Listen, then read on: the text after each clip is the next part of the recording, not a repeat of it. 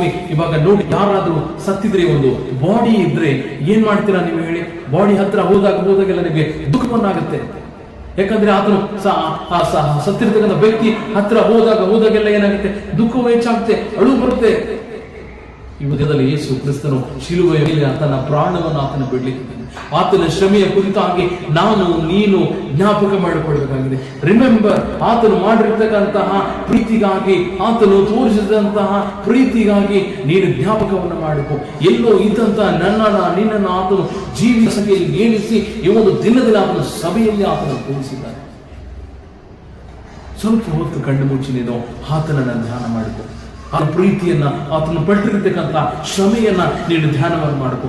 7 ಮಾತುಗಳನ್ನ ನಾನು ನೀನು ಕೇಳುವುದಕ್ಕಿಂತ ಮುಂಚಿತವಾಗಿ ಮೊದಲನೇದಾಗಿ ಆತನು ಪಟ್ಟಿರ್ತಕ್ಕಂಥ ಶ್ರಮವನ್ನ ನಾವು ಈ ಒಂದು ಗುಡ್ ಫ್ರೈಡೆ ದಿನದಂದು, ಶುಕ್ರವಾರ ದಿನದಂದು ನಾವು ಧ್ಯಾನವನ್ನು ಮಾಡಬೇಕಾಗಿದೆ.